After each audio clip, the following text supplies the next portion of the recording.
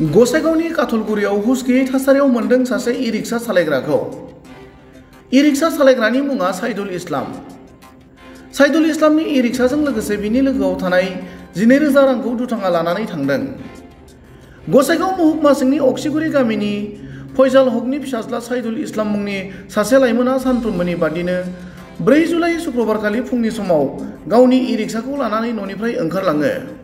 नाथाय हर गेजेर जाब्लाबो साइदुल इस्लाम मुंनि लाइमोना न'आव सफैफिनियाव न'खरनि सुबुङा नागिरदोंमोनब्लाबो मोननो हायाखैमोन।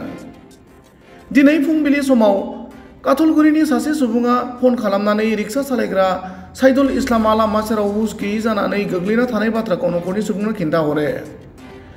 उनाव न'खरनि सुबुङा थांनानै हुस गैयै साइदुल इस्लामखौ गसाइगावनि आर.एन.बि. सिभिल हस्पिटालाव फाहामथायनि थाखाय थिसनो। गुबुन फारसेथिं गसाइगाव ई-रिक्शा अनार एस'सिएशननि फारसेनिफ्राय बे जाथायखौ गोख्रों रावजों सोंखारियो आरो बे जाथायजों लोब्बा थानाय दायनिगिरिखौ नायबिजिरनानै थाबैनो हमनांगौ होनना पुलिस खुंथायनिसिम दाबि खालामो।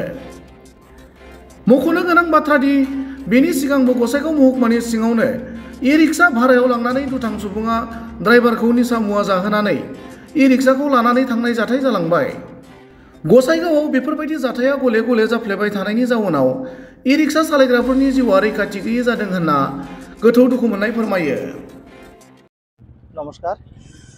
आज এটা দুখ লগা কথা মানে যোৱাকালি 4 তাৰিখ আছিল।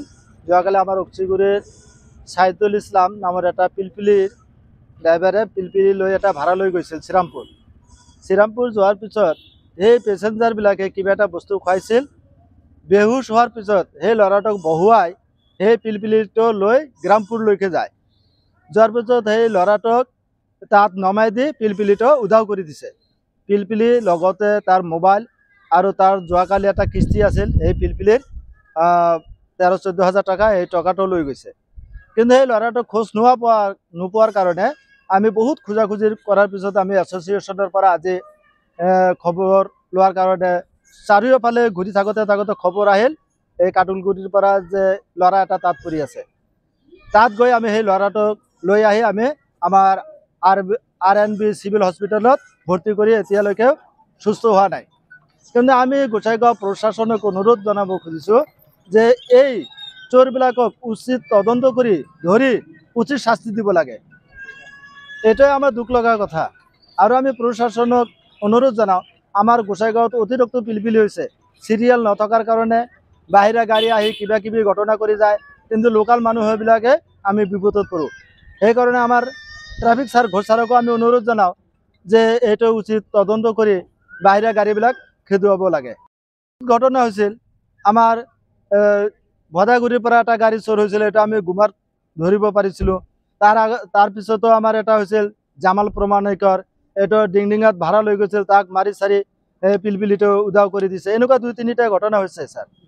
এফআইআৰ দিয়া নাই, আমি এফআইআৰ দিবলৈ যাম এতিয়া। মানে ল'ৰাটো অসুস্থ হৈ আছিল কাৰণে আমি এইফালে দৌৰাদৌৰি কৰাৰ কাৰণে আমি এফআইআৰ দিয়া নাই, এতিয়া যাম। আমার ছেলে অক্সিগিরি গ্রাম বাসায় দিয়ে গেছে 10:30 বাজে, 10:30টার সময় গেছে। তারপরে আমি মোটামুটি 12টা-1টা দিকে ফোন মারছি, খাইতে আসে নাই 12টার সময়। তখন ফোন দিলাম, মোবাইল সুইচ অফ করতে করতে তখন খুঁজতে রাতে 8টা, 9টা, 10টা বেজে গেল।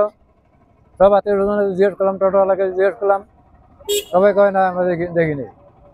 তারপর খোঁজাখুঁজি করতে করতে আজকে ভোরবেলা সকালবেলা খবর পাওয়া গেল কাটলগুড়ি বাজারের উত্তর পাশে একটা চ্যাংরা পড়ে আছে, ওটা বা কোন জায়গার চ্যাংরা। পরে ওইটা খবর শুনে আমরা গেলাম, তাই দেখি আমার ছেলে আছে, কিন্তু মোবাইল নাই, টাকা নাই, গাড়িও নাই। খবর একটা আদিবাসী মানুষই দিয়েছিল, মানে ওই আমার ছেলের প্যান্টের পকেটে একটা নোট বই আছিল, ওই নোট বইয়ের মধ্যে আমার ফোন নাম্বার আছিল, আমার ছেলের নাম্বারও ছিল। ওই নাম্বার দেখে ফোন মারছে। এখন তো অসুস্থ আছে বর্তমানে, কথাটা করতে পারে না। না ওরকম কোনো আঘাত নাই, কিন্তু পুরা নিশা, মানে মদ খাওয়া মানুষের মতন যেদিকে ফেলা রেখে ওইভাবে পরে থাকে। ধাক্কা দিলে বা ডাকলে পরে কথা কয় না, কিন্তু চাই দেখে কিন্তু কথা কইতে পারে না। ডাক্তার কইছে ঠিক হবো, মোটামুটি 2-3 দিন পরে ঠিক হয়ে যাবে। না ওই ধরনের কোনো শত্রুতা নাই।